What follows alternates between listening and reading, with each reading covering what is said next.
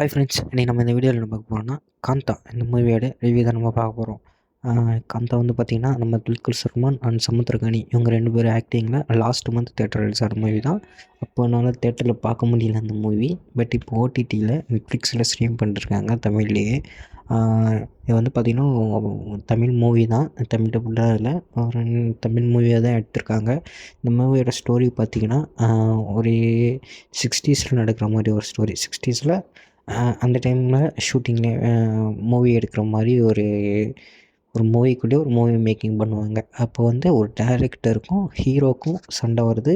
அவங்க 2 பேரும் சேர்ந்து ஒரு மூவி எடுக்கிறாங்க. அதுதான் இந்த ஸ்டோரி. அதுக்கப்புறம் நடந்த இன்ட்ரெஸ்டிங்கான விஷயங்கள் தான் இந்த படத்தோட ஸ்டோரி. ஃபஸ்ட் ஆஃப் ஃபுல்லாக பார்த்தீங்கன்னா சமுத்திரகனி அண்ட் துல்கர் சல்மான் இவங்க 2 பேரோட ஈகோ கிளாஷ் அதுதான் போயிட்டுருக்கோம்.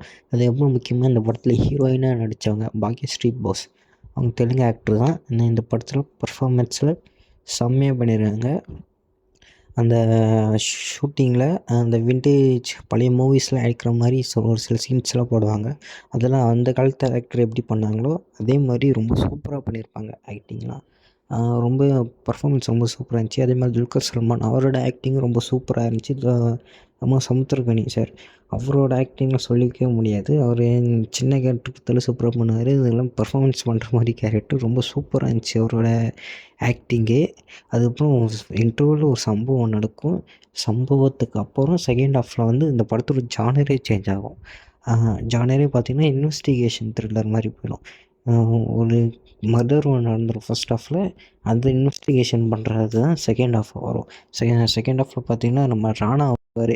அவர் தான் வந்து இன்வெஸ்டிகேஷன் பண்ணுற மாதிரி இருக்கும். அவரோட இன்வெஸ்டிகேஷன் கொஞ்சம் டிஃப்ரெண்ட்டாக காமிச்சிருப்பாங்க, அதுவும் நல்லாயிருக்கும். செகண்ட் ஹாஃப் ஸ்டார்டிங் வந்து கொஞ்சம் லேக் ஆன மாதிரி இருக்கும், கொஞ்சம் ஸ்லோவாகி கதையை விட்டு கொஞ்சம் ஏதோ வெளில போகிற மாதிரி கதை அந்த மாதிரி ஃபீல் ஆனாலும் ஓவராலாக லாஸ்ட்டில் முடிக்கும் போது ஒரு ட்விஸ்ட்டு வச்சு ரொம்பவே சூப்பராக முடிச்சிட்டாங்க.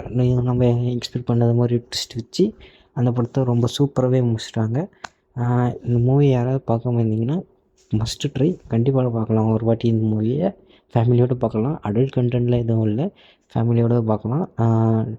இது நான் ஃபஸ்ட்டு சொன்ன மாதிரி டப்பு மூவியில் தமிழ் மூவி தான். ஏன்னா டப்பு மூவின்னு நினைக்கிறீங்க, அதை தமிழ் லாங்குவேஜில் தான் இந்த மூவி ஷூட்டிங் பண்ணியிருக்காங்க. தமிழ் மூவி தான் இது. யாராவது பார்க்க முடியுங்கன்னா மூவியை ட்ரை பண்ணுங்கள்.